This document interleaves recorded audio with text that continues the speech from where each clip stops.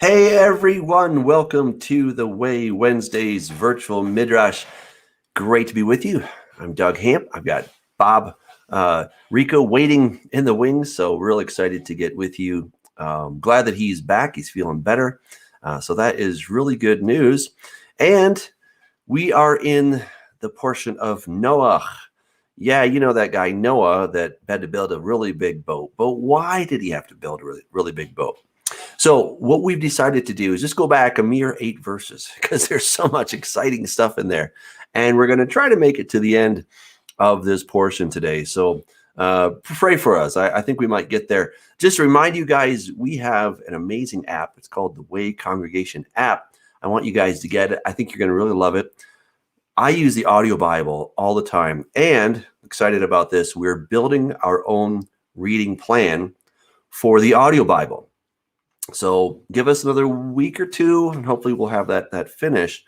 But basically what it's going to do is it will read the Torah portion, the Torah cycle for you.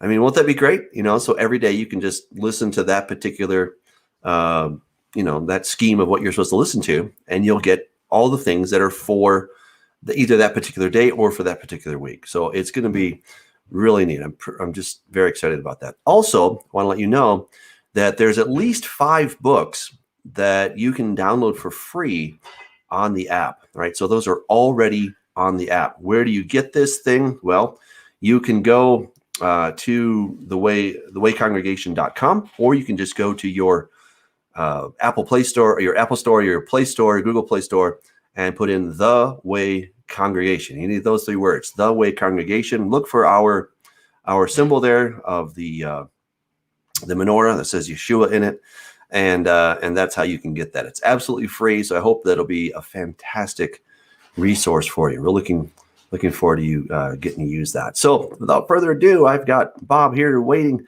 Hey Bob, it's great to see you. So glad that you're back with us. You're still muted, my friend, so make sure to undo your mute. Yep. All right. Glad to be here. There he is. Awesome. Yeah. So, man, I don't know about you, but I am terribly excited about this portion. What do you say we just jump into it? Go. All right, let's do this. Okay. All right. So Genesis chapter 6. Now it came to pass when men began to multiply on the face of the earth and daughters were born to them, that the sons of God saw the daughters of men, that they were beautiful, and they took wives for themselves of all whom they chose.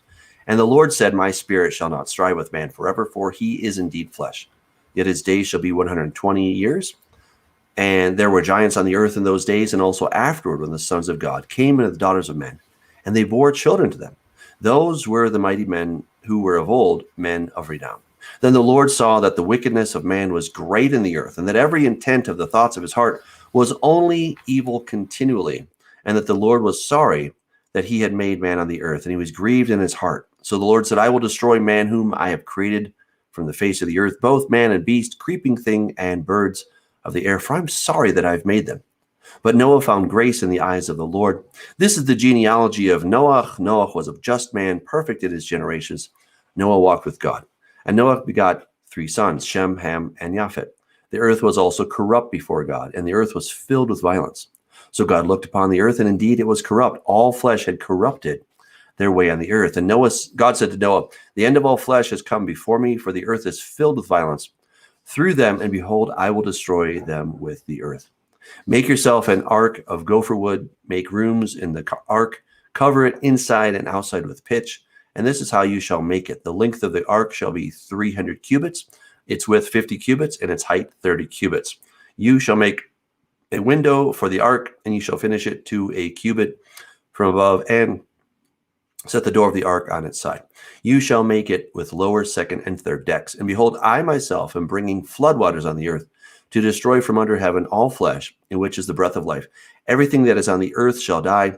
But I will establish my covenant with you, and you shall go into the ark, you, your sons, your wife, and your sons' wives with you. And of every living thing of all flesh you shall bring 2 of every sort into the ark. To keep them alive with you, they shall be male and female, of the birds after their kind, of animals after their kind, and of every creeping thing of the earth after its kind. 2 of every kind will come to you to keep them alive. And you shall take for yourself of all food that is eaten, and you shall gather it to yourself, and it shall be food for you, and for them. Thus Noah did according to all that God commanded him, so he did. Wow, there is so much in there, Bob. I mean, that's just awesome stuff. I think you and I were talking on the phone today, and you were saying how, a lot of times this is where some people get to this part of the Bible and they kind of skip over it because this is like the make-believe part or the comic book, I think you said. Well, it's treated like it's treated within the church sometimes almost like an embarrassment, or it's kind of like a mystical. It's a mystical part that we don't have any understanding of, which is exactly opposite, because Yeshua would not have told us, remember what happened in Noah's time, because that's going to be what it's going to be like in the future, and along with Lot's wife. So it was very much understood at the time when Yeshua was saying this. It's time for us to understand, because this is seminal to having an understanding of the Yeshua coming. Absolutely, and I think, a lot of times people, they kind of look at the God of the Bible and they're like, he's not a very nice guy. Who would want to worship this guy? Richard Dawkins, in his book, The God Delusion, he writes this prosaic description of God, that he's misogynistic, genocidal, right, all these different things, that he's just an absolutely terrible God. Okay. And, again, if we don't have the whole story, and Genesis chapter 6 is a big part of that. The beginning of the chapter is a big part of it. I mean, there's a lot of time spent talking about building the ark and the animals and how long he was on the waters and all that stuff. And that it was a complete job, that God killed everybody. But until we have the motive behind it, it remains a mystery for a lot of people. And right, sadly, it's been very badly mischaracterized because we have not taken time to look into this. Now, I'm a little bit biased because I've written now 3 books on this topic. 3 books, that's right. Okay, so Corrupting the Image Volume 3 is, I finished the first draft, so thank you everybody for your prayers. I have some advanced readers. I'm very excited to hear back, so I can make it an even better book, and I hope to have it out maybe December, January, somewhere in there. But yeah, this is a huge topic, right? It's enormous, and the unanimous position of every writer in the ancient world was that fallen angels mated with women. That was the unanimous position. All right. So once we understand that this is not the aberrant interpretation, this was the unanimous interpretation. Common interpretation. Right. Yeah. Yeah.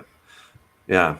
So, so what do we have there? We've got, the sons of God, right? Let's just kind of unpack this a little bit. So people, maybe if they're not familiar with this, they can get a sense of what's going on. All right. So we have 2 distinct groups. We've got the sons of God and we have the daughters of men. Now, this has been explained by Calvin, by Augustine, and others, that sons of God means the sons of Seth, and the daughters of man, or Adam, means the sons of Cain.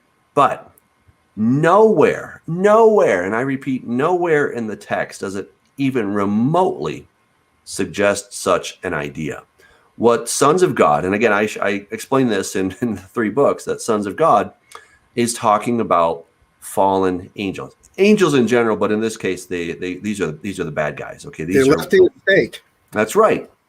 That's right. In fact, that's a great passage. Let's go there to Jude 1:6. The angels who did not keep their proper domain, but left their own abode, he is reserved in everlasting chains under darkness for the judgment of the great day. That is the group that we see here in Genesis chapter 6. So we see that in Jude. We see it in Peter as well.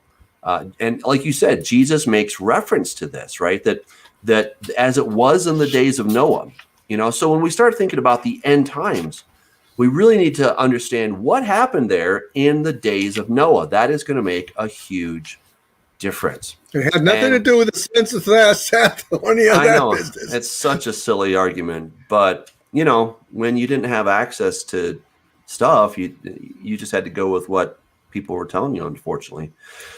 But now we have access to all the texts, right? I mean, they're all out there and they're in the public domain. You can get this stuff. If you don't, You can do a quick Google search. You can use the Word Bible software. It's fantastic software. That's all I use is the Word Bible software. I don't use any other Bible programs. I think that one is more than sufficient. But you can be your own judge in that regard. But I think it's fantastic. So you have these two different groups, and the sons of God, they see that the daughters of men, not that they're beautiful. That's not the best translation. The word here is tovot. Okay, that means that they're good. Okay, now it could be that they're pretty. All right, that's possible. But I would argue that once we understand the sons of God, and they weren't looking to, have a little family and a picket fence and a dog and a cat, and 2.5 children or something like that. But what they were looking to do is they wanted to use these women for a particular purpose. And I think that was to create a race in their own image and in their own likeness. I believe that was really what's behind it. Because again, if we go back to Jude, notice what happened to these guys. These angels did not keep their proper domain, but left their own abode. Okay, so they were supposed to stay in the spiritual realm, but they crossed over. And because they did this, he has reserved an everlasting chains under darkness for judgment of the great day. Now, Bob, as you know, in Corrupting the Image, Volume 2, I found this text. I mean, I didn't find the text, but I revisited a text that was found by Charles Warren back in the 1800s on top of Mount Hermon. And it's been, variously translated.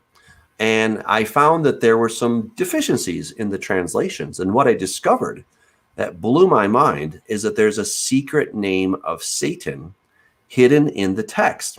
All right. I won't keep you guys wondering, what is it? What is it? Well, I went back to Sumerian, and what I found is that Enlil, who is Satan, and I explain all that in Corrupting the Image Volume 2, but Enlil had a name in Sumerian that you can only see in the logogram. So that's the chicken scratch stuff, okay? And it's a little bit hard to explain, but essentially a symbol, a logogram symbol could have a name that was not necessarily pronounced. So the name of the symbol that was for Enlil was B-A-D, Bad, okay? Ironically, that's the same word as bad in English. I mean, I think that's just coincidence. I'm not sure, but I think that's coincidence, but who knows? All right. And so this was his secret name. And then it was imported into that text. And what it says, it was by the decree of the greatness personified God, Batios, which is bad, let those proceeding from here take an oath. All right. So you had these 200 angels that came down and they made a pact with one another, a pact or a covenant, or they're making this curse upon themselves. The word in Hebrew is Hermon, all right, Hermon, right? So they came down on Mount Hermon and they said, okay, are you going to do it? Are you going to do it? Let's all pinky promise we're going to do this thing, right? That's essentially what they're doing. They're saying, let us be cursed if we do not fulfill this. But it was Satan's idea. That's the amazing thing. They came at his behest, but he wasn't personally involved in that, even though he suggested it, but he wasn't there. What a sly dog, right? Same thing he did, the same deception he did, the same MO he did with Keva and with Adam. Yeah, same with thing. Chava and Adam. I mean, he's such a snake in the grass, right? He is a sly snake. Pretty clever, I have to admit. But so anyway, that text reveals to us that he was very much involved in this thing, though he didn't take the fall for it. Pretty clever. All right, so they come down, and notice what they do in verse 4. It says here that how did I get there? I don't know. 1 second. Let me get back to my text. Hold on. All right. So there were giants on the earth in those days. All right. So look, there's Nephilim on the earth, right? These Nephilim are the fallen ones. They are the giants. It's variously translated, but it comes from the word nafal, which means to fall. Okay. So, and it could be that they are actually the ones that are felling. Like if you fell a tree, right? Some people don't know that verb, but there's a verb to fell a tree. Okay. So these may be fellers that these are the ones who are causing others to fall. That could be the fallen ones. Yeah. Well, either they are the fallen or they're the ones who are falling other things, felling other things. And so they, they took the daughters of men and they begot children. I mean, that's as simple as it is. And these were the men of renown, the men of old. Okay. So, these are the hybrids, or what you might think of the Greek gods like Heracles. These are the demigods, and God got rid of those because they were not pure. They were genetically misfits. They were genetically impure, and so he got rid of those. My opinion, and I think you agree, Bob, but is that what Satan was trying to do? This is what I argue in Corrupting the Image, Volume 1, is that he was trying to corrupt the image so that Jesus could not come through the seed of man. And I think it was a pretty clever thing. Remember back in Genesis 3:15, right? I will cause enmity between you and the woman, between your seed and her seed. So Satan's trying to mess up her seed so that Jesus cannot come. Thankfully, he failed. Of course he did, because God is God, right? But he's like Wile E. Coyote. Everything he tried. Doesn't mean he didn't try, right? He kept trying. God's just like, relax. He's like, I got this. Don't worry about it. But Satan's trying with all of his might. Yeah, that's a great picture of the Roadrunner and Wile E. Coyote. Everything he tries, it fails. He's falling off the cliff every time. Yeah. So that's the pretext to this whole thing. We've got to understand that. And then what happened is there's wickedness, great wickedness. The intent of his heart, thoughts of his heart are only evil continually. And then it says God is sorry. He felt bad that he made man on the earth and he was grieved. Right. So then he says, I'm going to get rid of everyone. So then he finds Noah, of course. And it says Noah was perfect in his generations. So it may not necessarily be a moral purity. It's possible that he never told a lie or anything like that. But I think the evidence is probably stronger to suggest that he was pure genetically. That's the word tamim, and I think that probably makes a little more sense in that case. So so there's a whole bunch here. Let's keep on going here, because we want to get to some other things as well. And God says, okay, that's it. Make yourself an ark of gopher wood. All right, so this word, gopher, it could be related to the word kafar, which means to cover. All right, so it's wood that's covered. That's one way to understand that. We're not exactly sure if that's what it's talking about, but that's at least a possibility. Or it's just a wood that we're not that aware of, but he's going to cover it with pitch, right? So gopher and kofer, you can see right here, this word right here, be kofer. It could be that these are related, and instead of a G, it's a K. So, we're not sure. But anyway, this is a real structure. That's what's super important to understand this. You do find the flood stories in other civilizations around the world. But when you start looking at the dimensions of the boat, sometimes it's just a big box. And that's not going to float in the sea. It'll float for a bit, but then it's going to capsize pretty quickly. Or in some cases, it's going to be a terrible ride, and it's just not a seaworthy vessel. And this is a seaworthy vessel. And I appreciate that Answers in Genesis actually built a life-size model of this thing. It's not even a model. I mean, it might even float. I don't know. It's a one-to-one model, yeah. Exactly. So you can go through this thing. It's huge, right? And they did all kinds of research, lots and lots of research on what it would take to actually build that kind of ark without the modern tools that we have today. And it was very interesting. I have not actually gone to see it in person. I'd love to, but I've read all about it. I've looked at some videos and whatnot. So that's super important to understand that this was a seaworthy vessel. And the other thing I want to point out, sometimes skeptics will say, well, how could you get all the millions of species into the ark? That's how it shows how stupid it is. Well, no. Speciation is within a kind. Okay, so a kind, we're talking like maybe the horse kind. Okay, so it doesn't have to be thoroughbreds and ponies and Shetland ponies and stallions and zebras and all this different stuff. It just has to be the horse kind. All right. So you take the parent horse kind and you take those onto the boat, and quite plausibly, they may have taken the young. Right? Why take the old ones when, take the little ones so that they take less food, they take less space, and, they can just be on the boat, right? They don't have to do a lot. So it's very plausible that you have maybe 1,000 animals, not millions of species, but you just have the different, the kinds, the different, the big class of animals, not all the variations of that. So think about Darwin's finches, right? So instead of, this finch and that finch and that finch, no, you don't need that, because that is adaptation or microevolution, and that's going to happen over time. So you just take the parent of this class of animal and you take that on the ark, and then the other ones, of course, are going to be lost. So, yeah, pretty cool stuff. And let me just point out one more thing here. God says that he says, you shall bring them into the ark. Okay.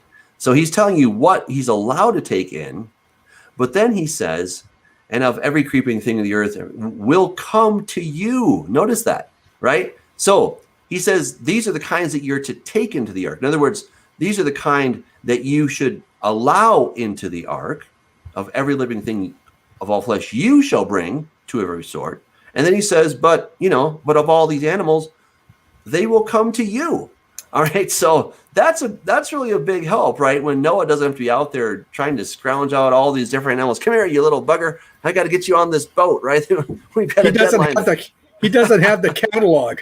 The Holy Spirit has the catalog. Yeah. And drives them, herds them, giddy up, go. Exactly. Yeah. Can you imagine? Noah's like, God, did I forget anything? I mean, oh, Noah, you forgot like most of the animals. What are you doing? Right. So God brings those animals to Noah. That's a really big deal. All right. So, super important. All right. Let's go to chapter 7. Oh, man, there's so much great stuff in here.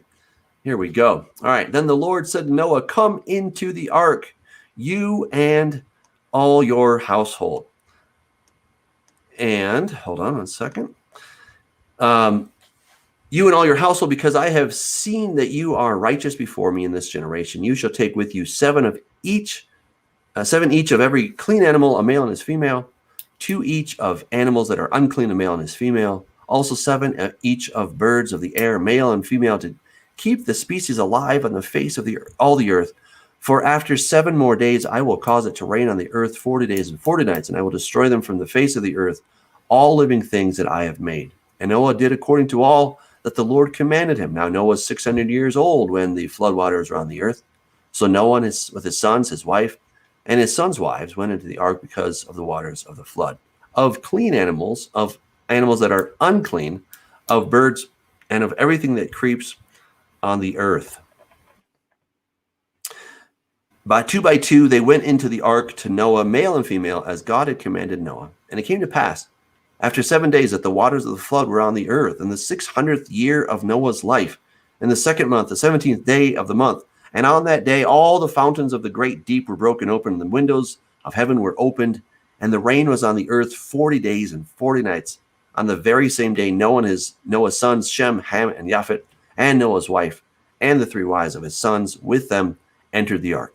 They and every beast after its kind, all cattle after their kind, every creeping thing that creeps on the earth after its kind, and every bird after its kind, every bird of every sort. And they went into the ark to Noah 2 by 2 of all flesh, in which is the breath of life. So those that entered, male and female of all flesh, went in as God had commanded him, and the Lord shut him in. Now the flood was on the earth 40 days. The waters increased and lifted up the ark, and it rose high above the earth. The waters prevailed and greatly increased on the earth, and the ark moved about on the surface of the waters. And the waters prevailed exceedingly on the earth, and all the high hills under the whole heaven were covered. The waters prevailed 15 cubits upward, and the mountains were covered. All flesh died that moved on the earth, birds and cattle, beasts, and every creeping thing that creeps on the earth, and every man all in whose nostrils was the breath of the spirit of life. All that was on the dry land died. So he destroyed all things, all living things, which were on the face of the ground, both man and cattle, creeping thing, and bird of the air. They were destroyed from the earth. Only Noah and those who were with him in the ark remained alive, and the waters prevailed on the earth 150 days. You know, you kind of get the impression that he brought this flood on the entire planet of the earth, the entire face of the earth, right? It's crazy. You know, sometimes we hear that, oh no, it was just a local flood. I've heard theologians say that. Yeah. Drives me nuts.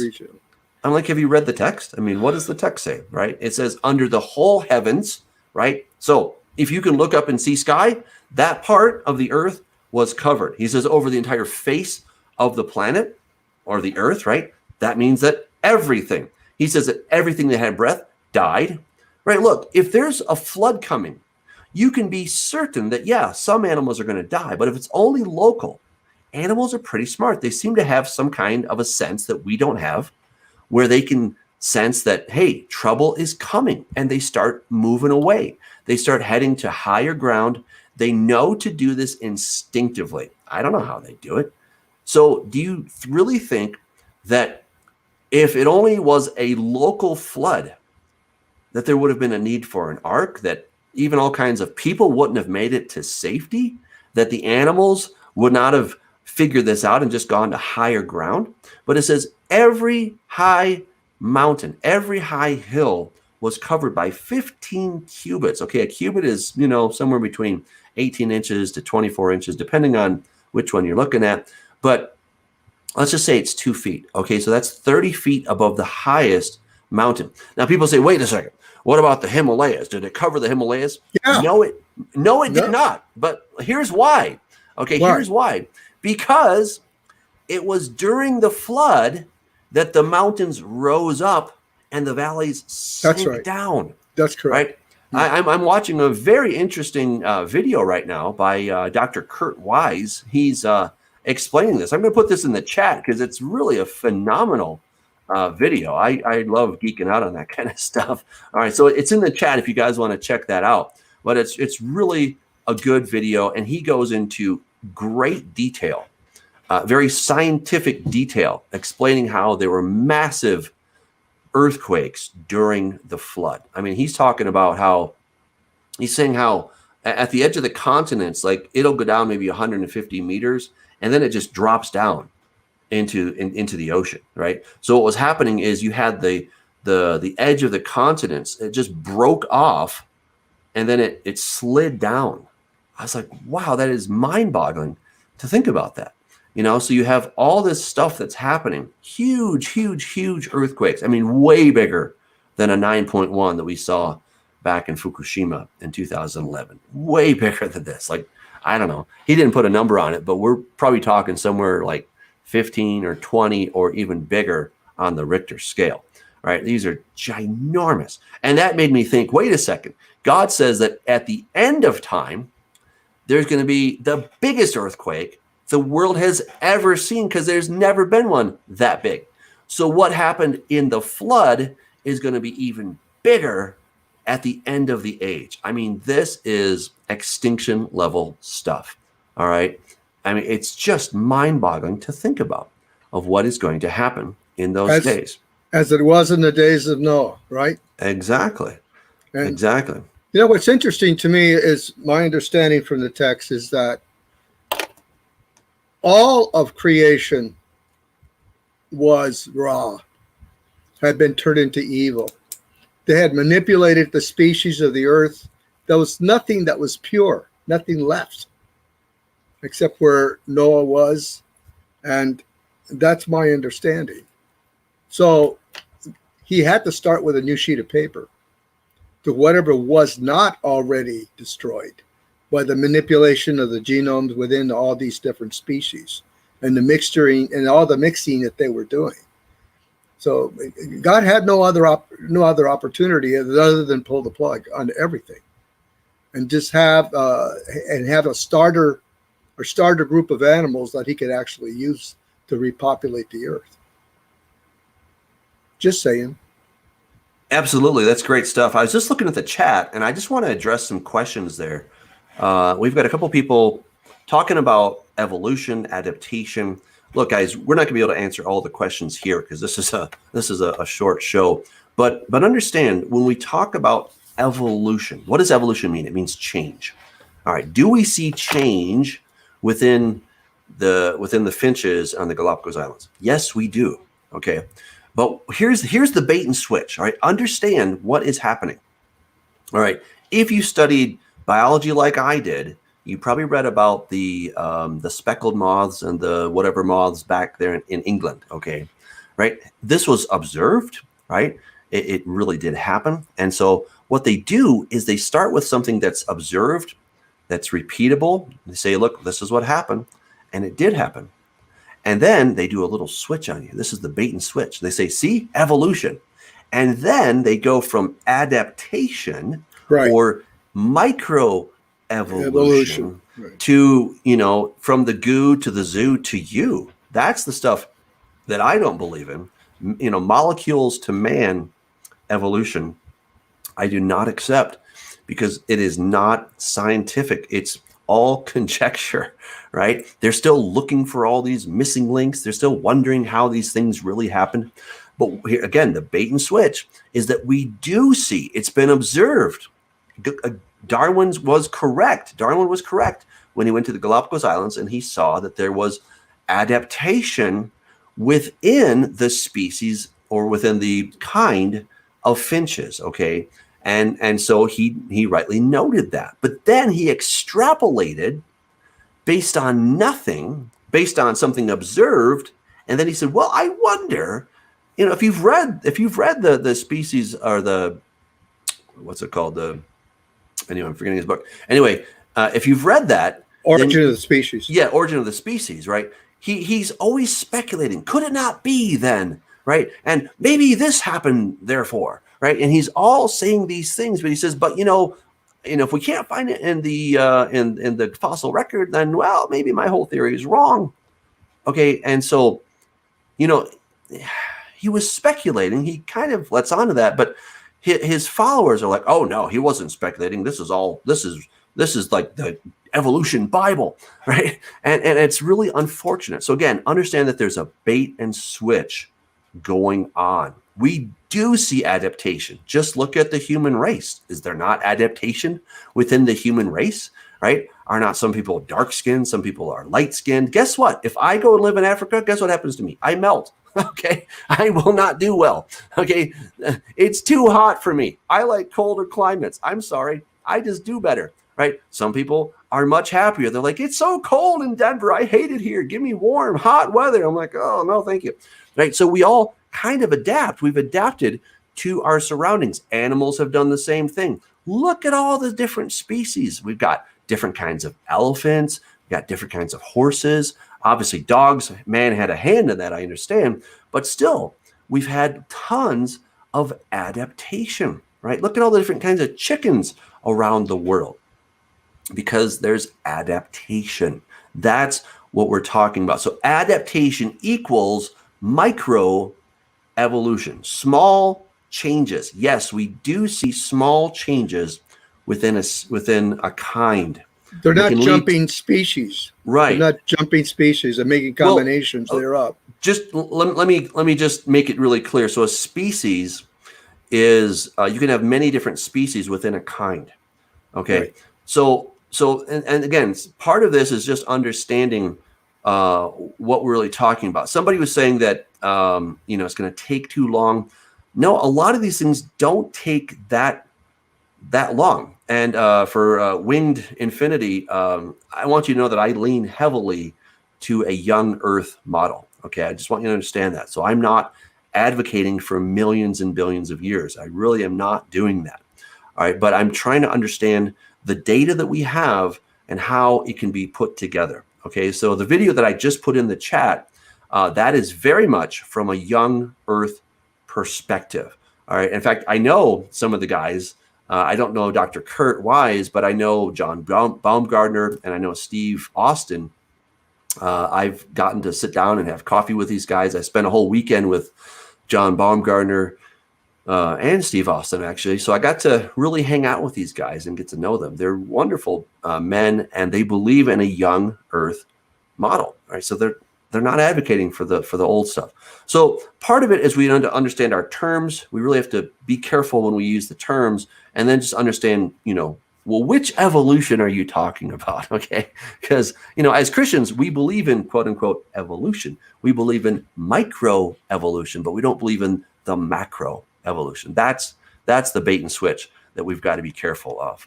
So very cool. So I'd encourage everyone to go to ICR, Institute for Creation Research, or answersingenesis.org. They both have fantastic resources, really great science. ICR is probably a little bit headier in some of their articles, but they're both very good and very approachable for the average person. So I encourage you guys to check that stuff out. But there were earthquakes, massive earthquakes that were happening during the flood. According to Dr. John Baumgartner, who I respect greatly, he was also saying that in addition to that, there were volcanic eruptions. And a fun fact, one volcanic eruption, he said, is more radiation than, I think, a nuclear bomb. I forget the exact number, but it's a lot of radiation that is spilled out. So that would explain how we go from these long lifespans to then we see it, decrease, astronomically. It decreases, so that we come down to kind of where we are today in pretty short order. And that's probably because of all the radiation that was released into the atmosphere. All right, let's get to chapter 8. Man, the great stuff. I'm just loving it.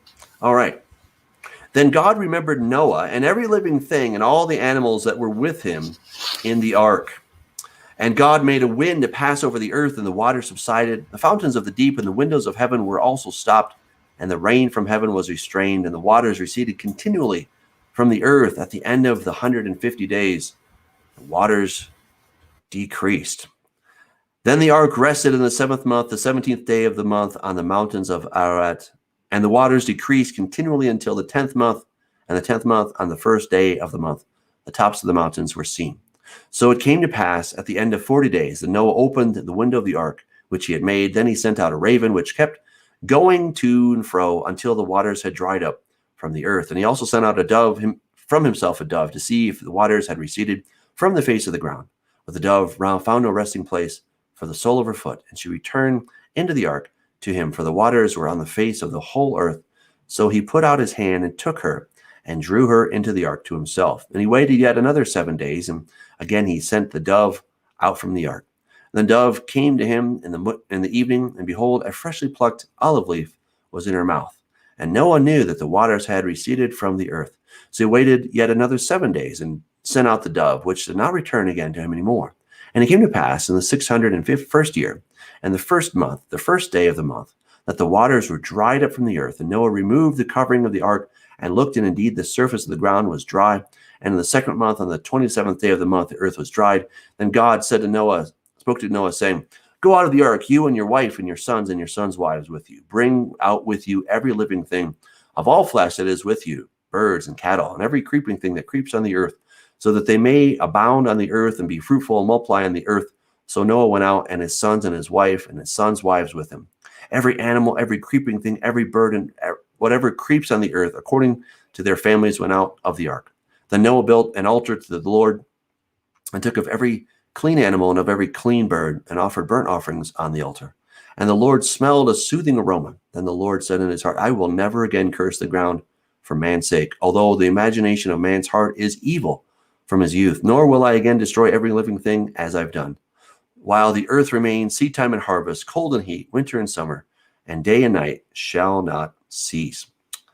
All right. Well, so again, amazing things there. Now, again, I wanna just underscore for people that sometimes people say, well, where did all the water come from? The water was subterranean, okay? And it says the fountains of the great deep broke open. So the water was under the earth, and then it came just spilling out, okay, like a fire hydrant. And then as the waters are receding, where did all the waters go, you might say? Well, they're in the oceans right now. That's where all the water is. But understand, the topography of the planet was radically different back then. It was not big mountains and deep valleys. That did not exist before the flood. They obviously had some hills, but they were probably much lower. Okay, so the Himalayas, this was kind of the trick question here. The Himalayas did not exist. In fact, Dr. Kurt Wise in his video is explaining that you had essentially a Pangea formation before the flood, and then it began to break up during the flood, and you had let's see, India, the continent of India went slamming into Asia, and as it was slamming, probably at about, I forget how fast. It was traveling quickly, okay? I think it was 9 meters per second. So it was traveling quickly, a lot of momentum there. And so when it ran into Asia, part of it went down, but then part of it went up, and it just kept crushing until it became the Himalayas, right? And so you have this phenomenal thing. And part of how they know this is Dr. John Baumgartner. He built a computer model. He started building this thing back in the 80s, I believe it was. And it's just gotten more refined over time. And so they've been able to, again, understand how plate tectonics and whatnot, works. And so he's been able to go 60 days into the flood. After that, it keeps crashing the computer, working on these supercomputers, right? But it's crashing it because it's just so much data to understand. So I really encourage you guys to watch that video. He's got some wonderful models and diagrams and pictures. I mean, really good stuff. Not like the stuff I make. So check that out. I think you'll be really impressed. I think it will put a lot of things into perspective and how this could all happen in short order. It does not need millions or hundreds of millions of years for all these things to happen. It happened quickly. This is called the catastrophic plate tectonic theory. All right. And I think it's brilliant. I think it just makes so much more sense than what we hear about, the Pangea split up over 100 million years and all that stuff. No. It happened quickly. And the Bible talks about how the mountains rose up and the valleys sank down. That's in the Psalms. Okay. So again, we have all this information about what was happening in those days. Any thoughts, Bob? Well, yeah, that's a fast-moving discussion here. Or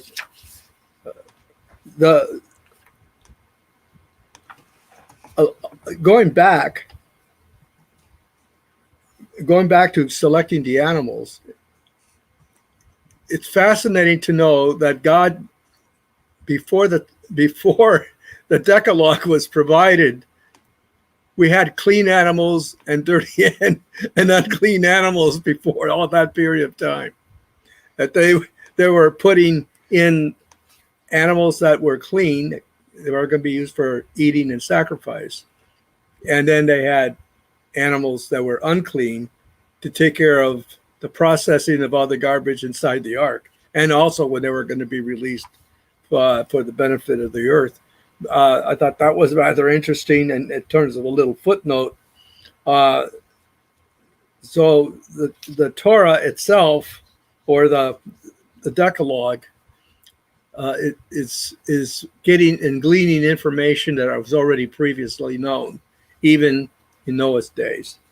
Other elements that I found intriguing is that the deepest part of what is the Mariana Trench. I read some material some time back. If you start looking at how high and how deep that trench is, and you were to compress down, let's say you got the Himalayas and you started pressing them down, that trench would be pretty full. So all that movement that is happening and all the water that was being sustained in the caverns of the earth and all of a sudden exploding out, and the hydraulic pressure of all that, I mean, it's just unbelievable. It's amazing. And in terms of other civilizations who already have a catastrophic flood story, from their own civilization, whether it's in the Americas or whether it's in Asia, anywhere you go and you go back, you'll find a flood experience. So it wasn't a regional situation as some would think. It was a worldwide catastrophe that God provided to clean the earth from what was going on there.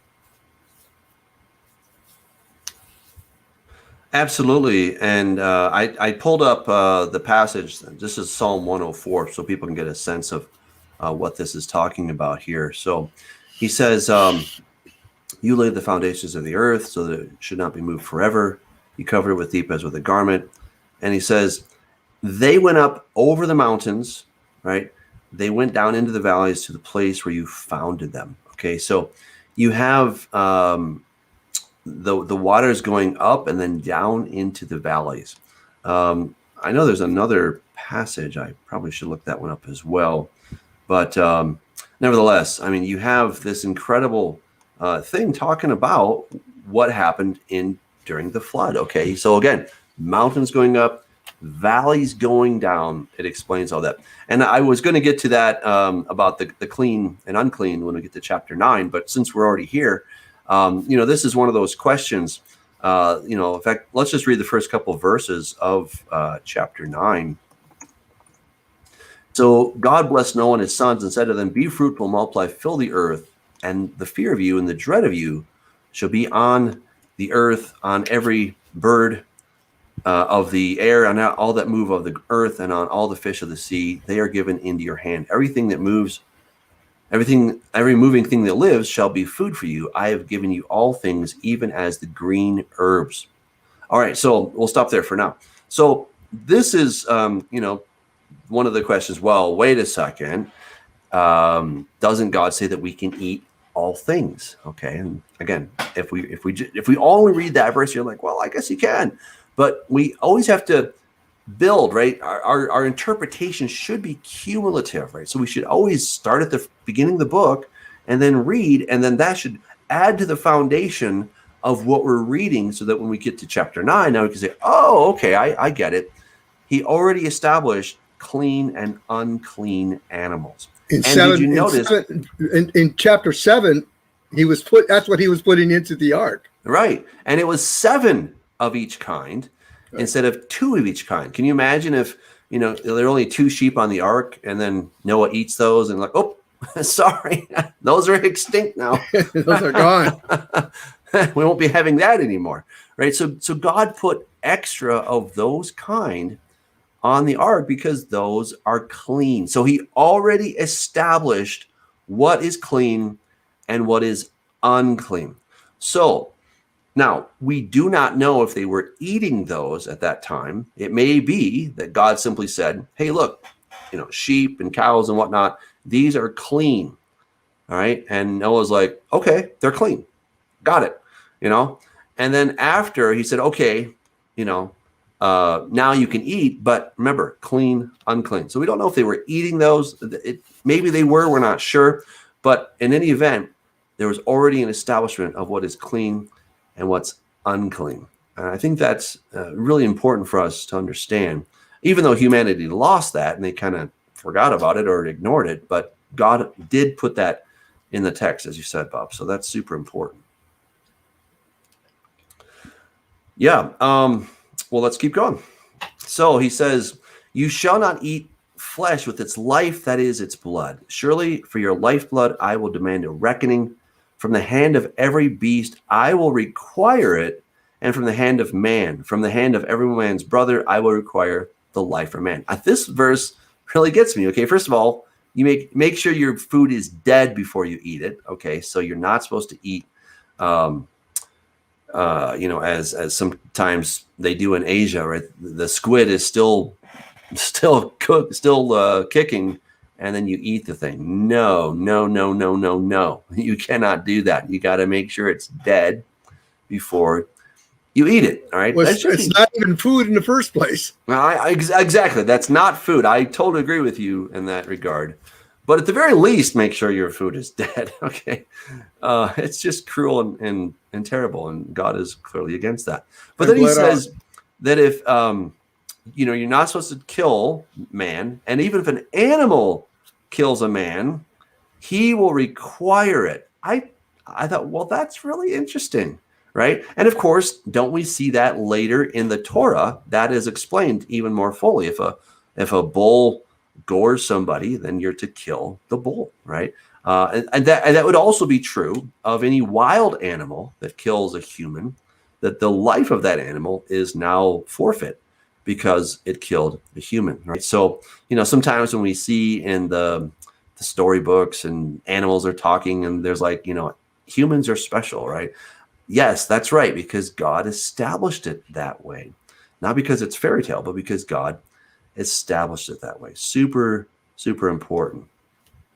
All right, and he goes on, whoever sheds man's blood, by man his blood shall be shed, for in the image of God he made man. And as for you, be fruitful, multiply, bring forth abundantly in the earth, and multiply in it. Then God spoke to Noah and to his sons with him, saying, and as for me, behold, I establish my covenant with you and with your descendants after you, and with every living creature that is with you, the birds, the cattle, and every beast of the earth with you, of all that go out of the ark, every beast of the earth. Thus I establish my covenant with you. Never again shall all flesh be cut off by the waters of the flood. Never again shall there be a flood to destroy the earth. And God said, this is a sign of the covenant I'll make between me and you and every living creature that is with you for perpetual generations. I set my rainbow, or my bow, in the cloud, and it shall be for the sign of the covenant between me and the earth. It shall be when I bring a cloud over the earth, and that the rainbow shall be seen in the cloud. And I remember my covenant, which is between me and you and every living creature of all flesh. The waters shall never again become a flood to destroy all flesh. The cloud, the rainbow, shall be in the cloud, and I will look on it to remember the everlasting covenant between God and every living creature of all flesh that is on the earth. And God said to Noah, this is the sign of the covenant which I have established between me and all flesh that is on the earth. And now the sons of Noah who went out of the ark were Shem, Ham, and Japheth. And Ham was the father of Canaan. These three were the sons of Noah, and from these the whole earth was populated. And Noah began to be a farmer, and he planted a vineyard. Then he drank of the wine and was drunk and became uncovered in his tent. And Ham, the father of Canaan, saw the nakedness of his father and told his two brothers outside. But Shem and Japheth took a garment, laid it on both of their shoulders, and went backward and covered the nakedness of their father. Their faces were turned away, and they did not see their father's nakedness. So Noah woke from his wine and knew that what his younger son had done to him. Then he said, cursed be Canaan, a servant of servants, he shall be to his brethren. And he said, blessed be the Lord, the God of Shem, and may Canaan be his servant. May God enlarge Japheth, and may he dwell in the tents of Shem, and may Canaan be his servant. And Noah lived after the flood 350 years. So all the days of Noah were 950 years, and he died. Wow, what an incredible ending to this story, right? All right, so so God is telling us here, okay, I'm not going to flood the earth again. That's the first thing you have to understand.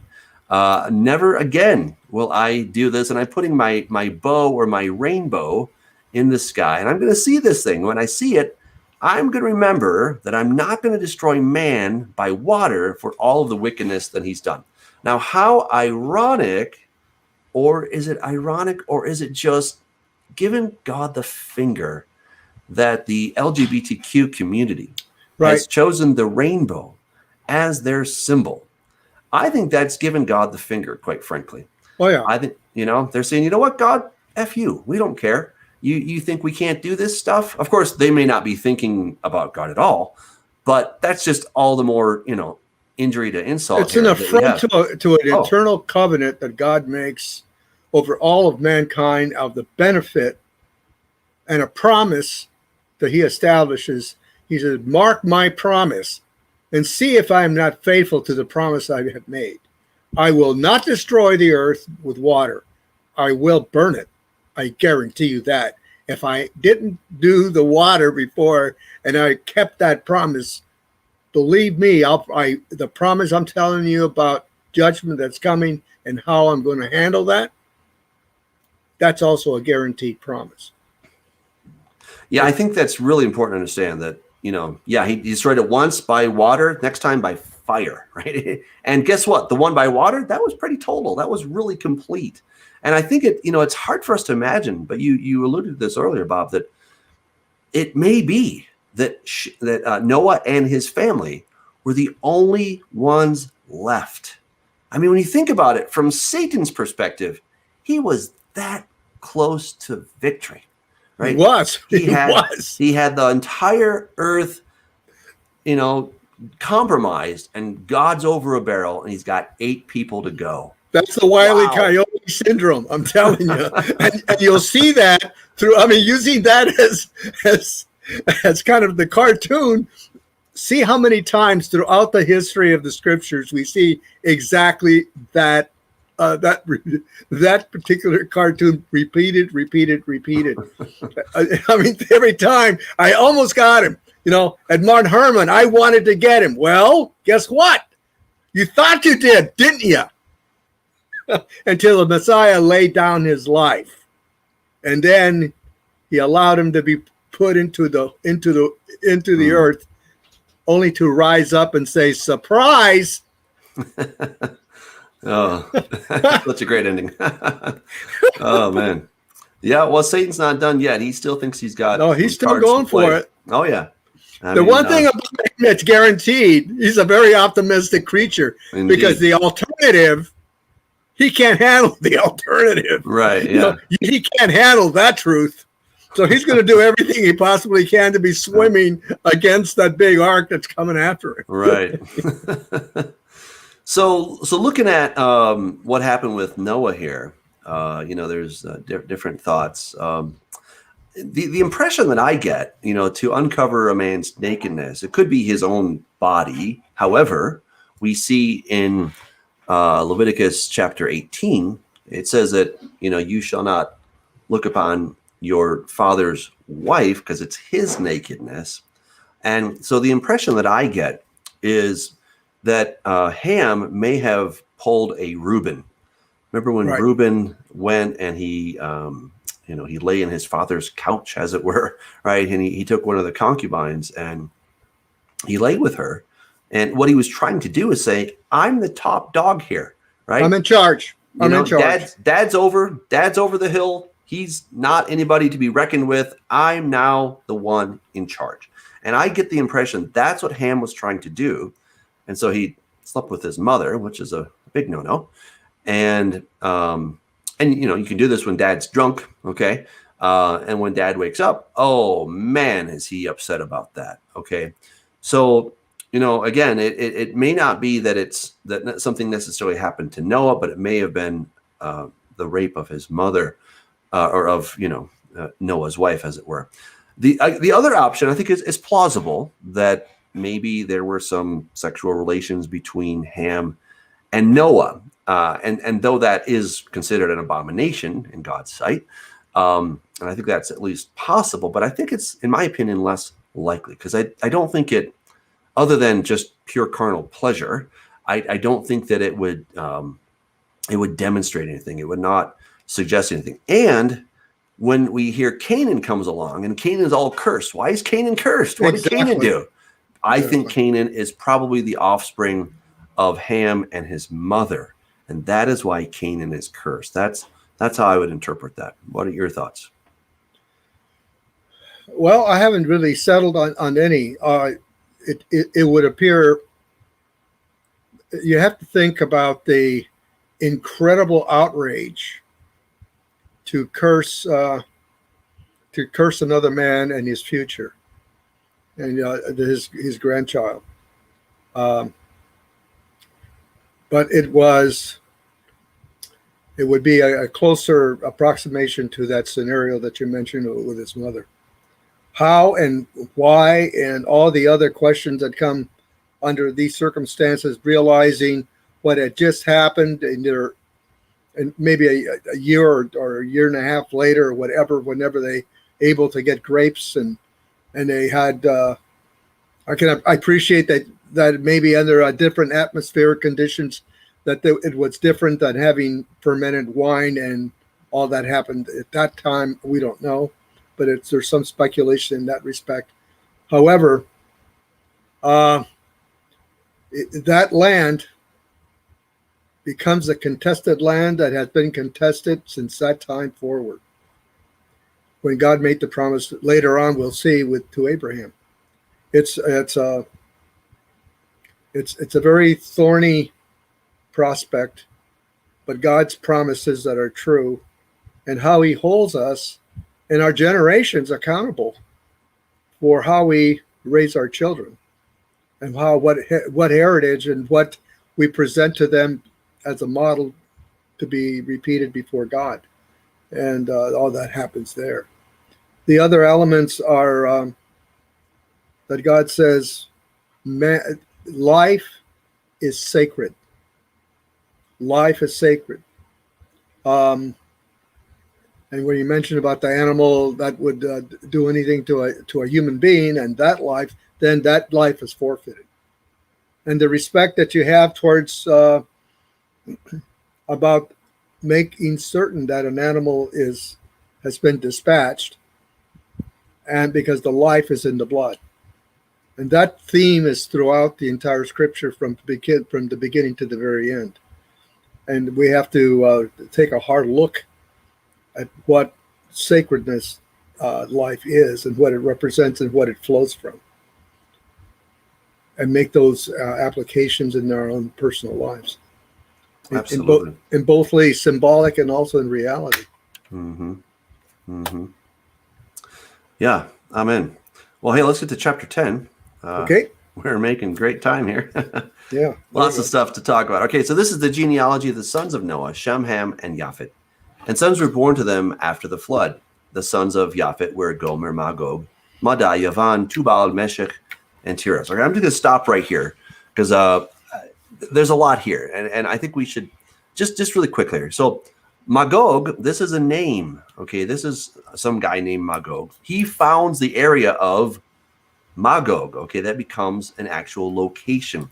Madai probably becomes the area of the Medes. Yavan is the area of Greece.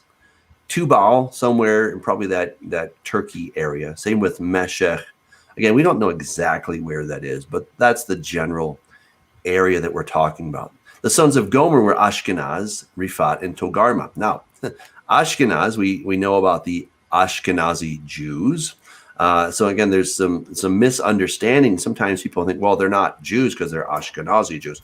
No, it's just Ashkenaz is a location in Eastern Europe, and that's how it became known as Ashkenazi Jews, right? They're still Jewish, right? But they're from the region of Ashkenaz. And just so people know, Gog and Magog, right? Gog and Magog. Gog is a guy. Magog is a location, all right? So just so we have a better sense of kind of what's going on there. All right, back to our text. The sons of Yavan were Elisha, Tarshish, Kittim, and Dodanim. And from these, the coastland peoples of the Gentiles, or the nations, were separated into their lands, everyone according to his own language, according to their families, into their nations. Now, understand here, when it starts talking about languages, guess what? We're not going to learn about languages until chapter 11. All right, that's where we're going to hear about the Tower of Babel. But understand that chapter 10 is just giving us the table of nations. It's not telling us how we got into different languages. That's the explanation of that is going to come in the next chapter. And if you've ever tried to write a book, I'll tell you this, you cannot write two things at the same time. You only can write one word at a time. You can only write one theme at a time. And then you go to the next theme, and you go to the next theme. And it's hard because a lot of times things are simultaneous and you want to say them at the same time. We can do that through different media, such as video, right? Through movies. That's why movies are so rich, because we can hear things and we can see all kinds of things happening on the screen at the same time. But when you're committing it to print, to writing, you can only do one thing at a time. And that, of course, is tricky. So just kind of understand what's going on here. The sons of Ham were Cush, Mitzrayim, Put, and Canaan. The sons of Cush were Seba, Havilah, Sabta, Rama, and Sabtecha. And the sons of Rama were Sheba and Dedan. Cush begot Nimrod. He began to be a mighty one on the earth. He was a mighty hunter before the Lord. Therefore it is said, like Nimrod, the mighty hunter before the Lord. And the beginning of his kingdom was Babel, Erech, Akkad, Calneh, in the land of Shinar. From that land, he went to Assyria and built Nineveh, Rehoboth, Ir, Kala, and Rezin between Nineveh and Kala. That is the principal city. All right, let's stop there because, man, there's a whole bunch there. You could write a whole book on that, I swear. Oh, I did. That's right. So a lot of my discussion in Corrupting Image Volume 2 was on that section right there. What's going on with Nimrod? Well, let me tell you, a whole bunch is going on with Nimrod. Let's take a look at that again. We'll get the instant replay here. So Cush begot Nimrod.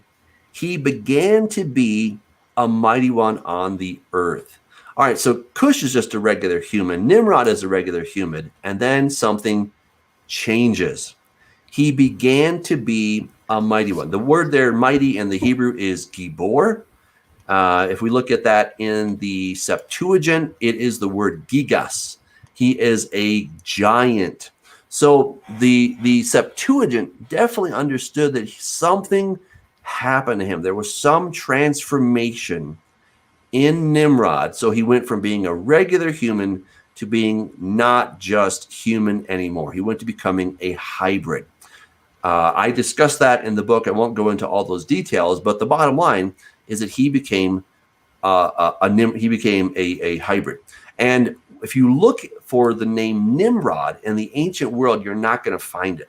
But what we do find, the equivalent, the person that was Nimrod in the ancient world was a god with a small g known as Ninurta. Ninurta means Lord of the Earth, and he was the son of Enlil. And I've talked about this, that Enlil was Satan. All right, so Satan or Enlil has a son, Ninurta or Nimrod. Oh, wow, isn't that amazing how it starts to come together? And so my theory is that before the flood, you had all these 200 angels or whatever came down, and they mated with women, and they created the Nephilim. I would argue that after the flood, Satan changes his tact. He chooses one person, namely Nimrod, whose name means let's rebel, and he becomes the conduit of Satan's seed, not in a sexual sense, but more like in some kind of a melding together. And there's really interesting data. I talk about this in the book, how you can have this melding together of different, like a donor, someone who donates bone marrow, giving it to this guy in Reno, Nevada, and the recipient, his DNA changed to that of his donor. And it was just wild kind of stuff, So we have all these little glimpses of what could have happened. And I suggest that Nimrod and Satan melded together, and he became the beast that was, is not, and ascends out of the abyss. He hasn't ascended yet, but he's gonna. But he's the beast that was, is not, and ascends. And I show in the book how there is a woman, Inanna or Ishtar, who's riding on a beast, and Enlil is driving. He's driving the show. And I'll tell you, that is just phenomenal stuff. When I found this picture, my mind was just blown. So, Bob, I'm going to look for that picture. Maybe if you want to share some thoughts while I'm getting that picture, that'd be really cool. You're muted, by the way.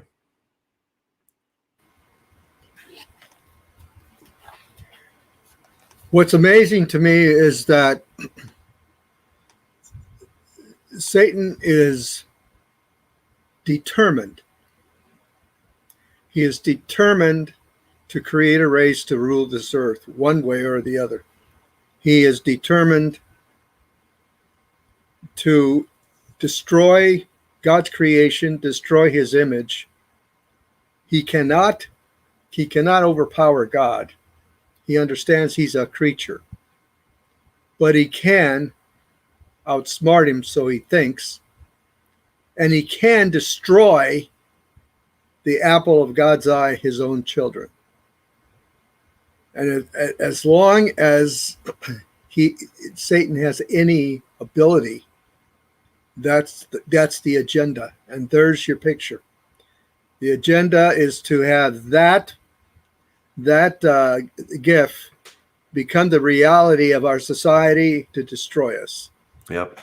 Yep. So yeah, so it's Ishtar who's on top. Ishtar, Ashtor, all the same names. And then on the bottom there, you can see that creature. That is called the Anzu bird. It's a hybridized creature. It's a mix of a lion and an eagle. Not exactly horse qualities in there yet, but that will morph over time. So there's horse qualities added to that later. That's the evolution. Exactly. And it has poison coming out of venom coming out of its mouth, right? And this is a winged lion. We definitely see this in later the Neo-Babylonian Empire, but we also see this where in Revelation chapter 9, John sees this thing, and it's crazy. I mean, so this whole thing, and this beast is both. It's a hybrid of Enlil and Nimrod. It's both of them together.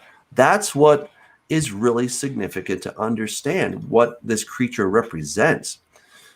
So, yeah, I mean, Satan Can you imagine John never seen those reliefs, right? And when he sees them in his dreams and visions, he sees them as three-dimensional creatures. It must have been horrifying. But all of a sudden realizing that what he was seeing was what was coming. And yet it already was here. It was appearing for himself, and it would come again. It's just an amazing thing in thinking that he didn't have access to all of these reliefs. He didn't have access to all the archaeology, even in his time. Even being there in the Middle East, he didn't travel outside other than out through Asia Minor, etc.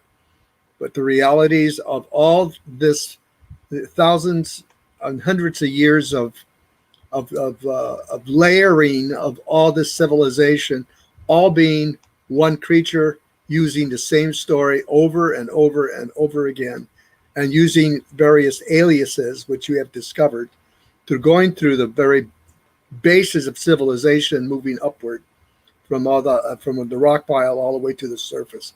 It's just an amazing thing, all captured in this book, right? Crafting the image. There you go. Yes, indeed. Yes, indeed. Yeah, and I only make reference to that book if people want to dig deeper, right? There's I put a lot of the chapters on my website. There. Yeah, plenty there. There's plenty there. Yeah. Well, hey, moving on. So Nimrod, God talks about him, but notice where his beginning of his kingdom, Babel, Erech. So Babel, we know where Babel is, right? Erech is the land of Uruk. Akkad is Acadia. Calneh, not sure about that. And then the land of Shinar. Shinar is what we call Sumer. Okay, Sumer is how it's referred to in modern literature, Sumer, but in the Bible it's Shinar, and that probably comes from Shnei Ne'ot, which is the two rivers, or in Greek, what do we call it? Mesopotamia, right? Mesopotamia, between the rivers, right? So it's all the same location. That's where Nimrod, the rebel, got his start. That's where he started building these different kingdoms, etc. And of course, that is where, guess who came from? Ishtar. That's where she came from as well. And then that was exported to the entire world. So in Revelation, when it talks about the woman that rides the beast, it's not the Pope. All right, we'll make that really clear. I'm not saying he's a good guy or bad guy, but it's just not the Pope. It's taking us straight back to the land of Babylon. All right, and I just don't think we can stress that enough, that it was that perverted system of its gods and its lusts and all that stuff that started there in the land of Babel, and then that was exported to the world, right? And the world is just capitalizing that. Hollywood, Las Vegas, New York, Rome, Germany, all these different places are doing that. They're they're very much in bed with Ishtar, unfortunately. Well, And you know, just as I said, in the United States, Hollywood, but especially in Van Nuys, is the center of pornography for the world. It's the center of it. That is disseminated, sent throughout the planet. I mean, it's here, right here in good old Hollywood and just north of Hollywood. And all that is involved with the lifestyle that's there. You mentioned Shinar, because it's between the rivers. It's there near the rivers. Where else were those rivers? Where was the origins of the rivers other than the Garden of Eden, right? Those were some of the feeder rivers that went to Eden. We don't have the locations of the other two. But, I mean, Satan's never too far from where he started on this planet. That's so true. Oh, that is so true. Oh, crazy stuff. Well, so from there, it says, from there he went to Assyria and built Nineveh, Rehoboth, Ir, and Calah. And Rezin between Nineveh and Calah, that is the principal city. Mitzrayim begot Ludim, Anamim, Lehabim, and Naphtuhim. All right, so Mitzrayim means Egypt for people that may not know. Pathrusim, Kalsuhim, from which came the Philistines and the Caphtorim.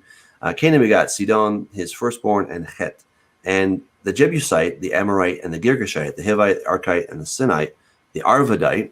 That one I find interesting because I live in the city of Arvada. And the Semirite and the Hamathite. Afterward, the families of the Canaanites were dispersed. And the border of the Canaanites was from Sidon as you go toward Gerar as far as Gaza. Then as you go toward Sodom, Gomorrah, Admah, Zeboim as far as Lasha. These are the sons of Ham according to their families, according to their languages, in their lands, and in their nations. And the children were born also to Shem, the father of all the children of Eber, the brother of Japhet, the elder. The sons of Shem were Elam, Ashur, Arpachad, Lud, and Aram. The sons of Aram were Uz, Hul, Gether, and Mash. Arpachad begot Salah, and Salah begot Eber. To Eber were born two sons. The name of one was Peleg, for in his days the earth was divided, and his brother's name was Yoktan. Now I want to stop there really quick, just so that we get a sense. So what I've already stated and what I've really learned from Dr. Kurt Wise is that there were massive earthquakes, and the Pangea, that supercontinent, was dispersed during the flood. All right, so you'd think, well, wait, wouldn't it be in the days of Peleg? Here's what I would submit to you guys, all right, is that after the flood, there were also, because there was a lot of heat expelled, then it cooled down and we get the ice ages, all right? I won't go into all the specifics of that, but there's really amazing models that show that when you heat it up, then it cools down, and you'd have this freeze that would happen. Of course, remember, the Earth went from being like this to being like that, right? So it was tilted. And so you have all kinds of changes that are happening. So now, so some time has gone on. So there's probably a big freeze, and then it may start to melt. So when you have water that's frozen, well, guess what? It's not blocking the way. You can either travel over it, or it's just not in your way, and you can travel over all kinds of land bridges. And that would explain how the animals got to all the different continents. And then when the waters would melt, guess what? That's when the earth is going to be divided, because you're no longer able to get from one place to another without a boat, of course.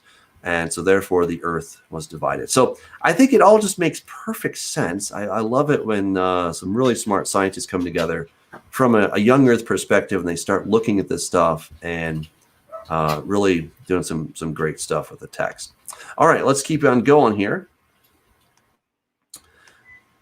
So it says that Yoktan begot Almodad, Shelef, Hazamayara, Hadoram, Uzal, Dikla, Oval, Avimael, Sheba, Ophir, Havilah, and Yobab. All these were the sons of Yoktan, and their dwelling place was as far as Mesha, as you go towards Sephar, the mountain of the east. These are the sons of Shem, according to their families, according to their languages, in their lands, according to their nations. These are the families of the sons of Noah, according to their generations.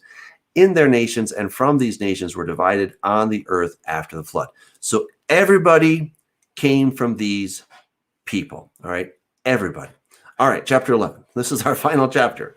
Now the whole earth had one language and one speech, and it came to pass as they journeyed from the east, and they found a plain in the land of Shinar. There you go. And they dwelt there. And then they said to one another, "Come, let us make bricks and bake them thoroughly." They had brick for stone, and they had asphalt for mortar. Asphalt for mortar. And they said, "Come, let us build ourselves a city and a tower whose top is in the heavens. Let us make a name for ourselves, lest we be scattered abroad over the face of the whole earth." But the Lord came down to see the city and the tower which the sons of men had built. And the Lord said, "Indeed, the people are one, and they all have one language, and this is what they will begin to do. Now nothing what that they propose to do will be withheld from them. Come, let us go down, and there confuse their language, that they may not understand one another's speech." So the Lord scattered them abroad from there over the face of all the earth, and they ceased building the city. Therefore its name is called Babel, because there the Lord confused the language of all the earth, and from there the Lord scattered them abroad over the face of all the earth.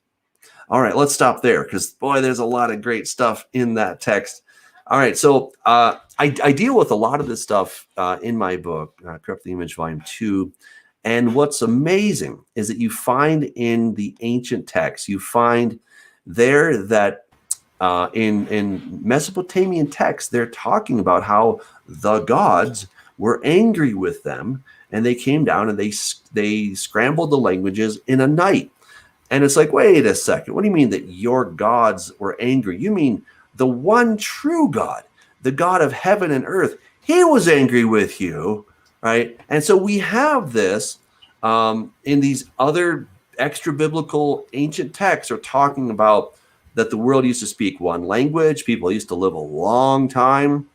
And then the languages were scattered because the gods were upset with them. What are your thoughts, Bob?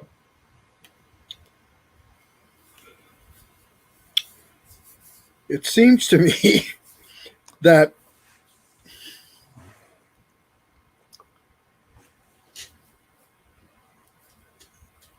there was no barrier between what God saw and what they saw in the heavens.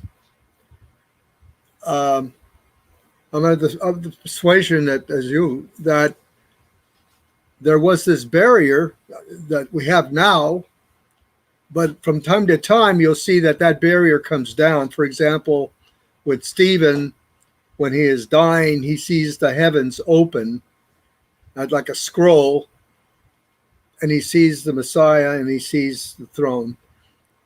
When you see the sky open and it's going to roll away in the book of the Apocalypse or Revelation. And so there's an interaction between, they can see how and what they see is a different question, but apparently they can see somewhere in the heavenlies, and they can also see this being who looks over and sees what they're trying to do. They're trying to build over to his location as if they could. And back to Wile E. Coyote. I don't think so. And this completely changes everything. The languages change. And yes, we get to see the various people and their different languages in the previous chapter. And then we get to see how all this began. What happened? And why does it happen? And we also know from the archaeology that there was incredible violence if you did not go along with what that particular governess had to say. Unlike what we're experiencing any time in any history of mankind. You have somebody that's going to go do all the work while the elite do whatever they're going to do. And that story hasn't changed at all. And Satan is always looking for his one man that he can influence to use for his purposes. And he'll give him the authority and ability to do it the best he can.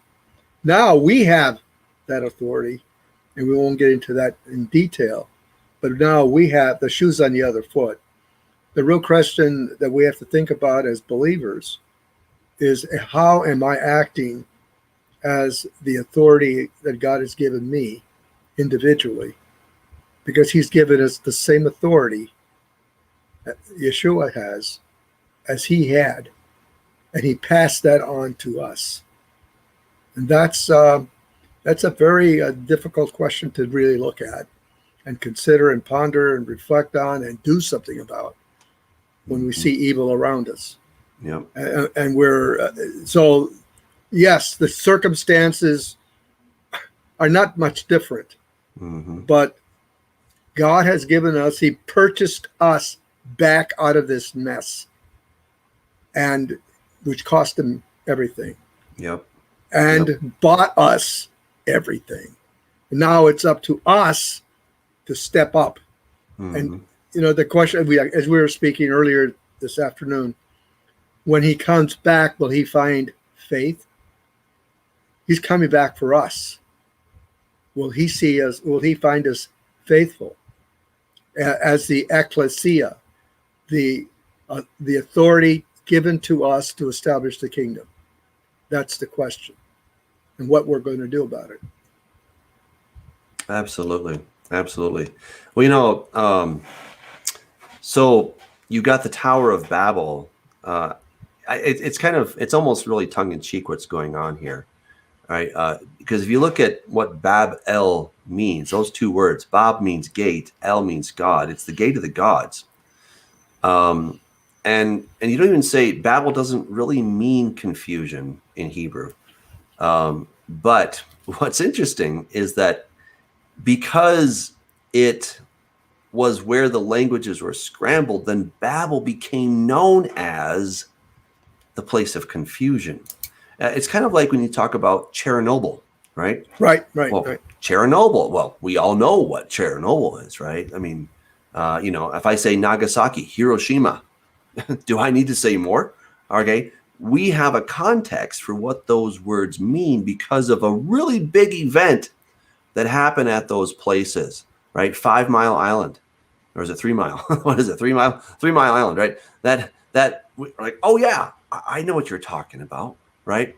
The Waterloo, right? I mean, any one of these scenarios was a big moment in human history. And, you talk about your Waterloo moment. Like, oh, okay, So that's the same basic thing. So Babel means the gate of the gods. This is where Nimrod was trying to open, Satan and Nimrod were trying to open a gate to the other side. So we've had only 11 chapters in the Bible, and we've gone from creation, perfection, all this beautiful stuff, this wonderful garden, and then boom, a big major explosion called the fall of man, right? And then we have boom, the first murder, and then we have boom, where people start to curse God in Genesis 4:26. We didn't have time to get into that, but that's what happened there. Then we have the sons of God come down, and it gets so bad that God's like, man, I'm really kind of bummed I made these guys. And he wipes everybody except 8 people off the face of the earth. I mean, this is huge. What is going on here? And then, they're still kind of getting off the boat. Things not too much as, some time has passed, obviously, but things already start to go from bad to worse. And then what is Ham doing, right? Come on, Ham, are you serious? We just got off the boat, and what are you doing, man? And he goes and he creates this scenario, and that's ugly. And then we, of course, come to Nimrod, and he's trying to build a tower. I think there's maybe a sense that God doesn't like big buildings, but that's not the case. He's not against good architecture. It's the purpose of the architecture. The purpose of the architecture wasn't just to get up where the birds are flying, but it was to go to that other side. And I talk about this in the book, how, remember when Jacob is going along and he uses a rock for a pillow, and he has a dream, and he sees angels ascending and descending on a ladder. It's called Jacob's ladder, right? Well, in the ancient world, Satan, Enlil, was saying, no, I am the connection between heaven and earth. I'm the one that binds these two spheres together. I'm the ladder. Right. I'm the one. Yeah, so Jesus tells us, no. Jesus is like, the Son of Man is the ladder, right? And so we see this constant back and forth. Satan is trying, and he rather successfully gets authority over the planet. He becomes the de facto ruler of this planet. Jesus admits as much. He doesn't challenge it when Satan says, it's all been delivered into my hands. You know why? Because it was all delivered into his hands. He snookered Adam and Eve fair and square, you might say. And Jesus had to, die in order to purchase all that back, right? That's a whole nother story, but that's what was going on. So these first 11 chapters of Genesis are absolutely foundational. Now, when we go on, we're going to start learning about Abraham, and it's going to be the story of Abraham and his seed until the very end. However, mixed within the story of Abraham and his seed, we're going to keep having incursions from Satan and from the Nephilim and all these different things. If we don't understand their origins, much of the Bible is going to be like, I don't really get this. God seems like he's just a really big jerk, right? Think about when the Israelites came to the land of Canaan. Who did they find there? It was overrun with Nephilim. That was a little gift that Satan sent as a housewarming gift, right? For the Israelites who were coming into the land. Here you go, with love from Satan, and that was because of all the things that happened before, and then Nimrod and all this different stuff. It all traces back. So we have to understand these first 11 chapters.